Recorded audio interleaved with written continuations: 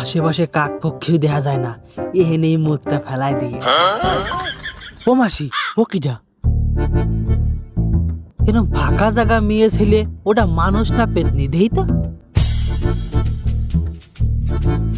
लेकिन ये साला कर क्या रहा है यहाँ पे? এ তো মেয়ে ছেলে, বেশ ভালোই দেখতি। পটানো যায় নাকি দেইতে মালটারে।